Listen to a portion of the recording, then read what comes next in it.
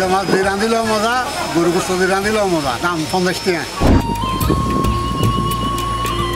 চট্টগ্রামের বোয়ালখালীর কৃষকের ঘাম ছড়ানো পরিশ্রমে উৎপাদিত পানি কচু এখন দেশীয় চাহিদা মিটিয়ে পাড়ি দিচ্ছে মধ্যপ্রাচ্যের নানা দেশে। গুণগত মান ও স্বাদে উৎকৃষ্ট হওয়ায় সৌদি আরব, কাতার, আবুধাবি সহ বিভিন্ন দেশে রপ্তানি হচ্ছে বোয়ালখালীর পোপাদিয়া এলাকার কচু। বোয়ালখালীর পানি কচুর অন্যতম সরবরাহ কেন্দ্র নগরীর রিয়াজউদ্দিন বাজার। প্রতিদিন সেখানকার পাইকারি আড়তে কৃষকেরা কচু সরবরাহ করেন। এই বাজারেই বিদেশে পাঠানোর জন্য পণ্য পকেটজাত করার ব্যবস্থা রয়েছে।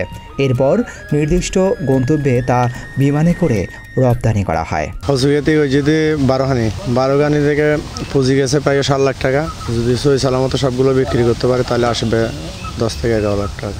রিয়াজউদ্দিন বাজার তো ডুবই যার কুয়েতেও যার ওমানতো যার খানাত খুব ইন্টারেস্ট গলা চুলকায় না। চিটাং থেকে বেশি চাহিদা ডুবাইতে। স্থানীয় কৃষকেরা জানান, সাধারণত 6টি কচু নিয়ে একটি বান্ডিল তৈরি করা হয়।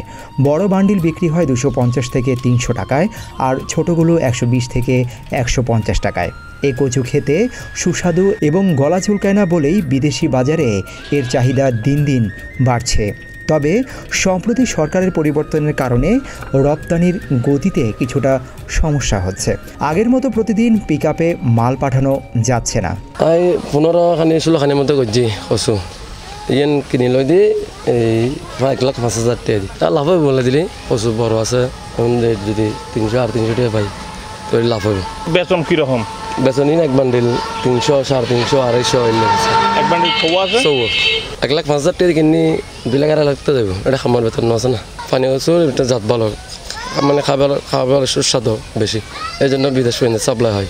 আবুধাবি, সৌদি আরব, কাতার, বাহরাইন এগুলো সব দেশে যায়। উপজেলা কৃষি কর্মকর্তা মোহাম্মদ আতিকুল্লাহ বলেন, পোপাদিয়া, সারোয়াতলি, আমুচিয়া, শ্রীপুর, খরণদ্বীপ, কধুর খিলসহ পৌর এলাকার বিভিন্ন জায়গায় এবছর প্রায় 40 হেক্টর জমিতে পানি কচুর চাষ হয়েছে।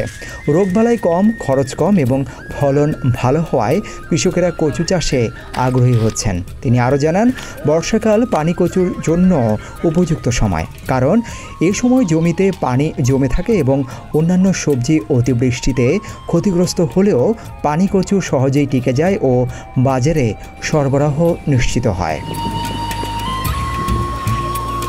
ডেস্ক রিপোর্ট, প্রতিদিনের বাংলাদেশ।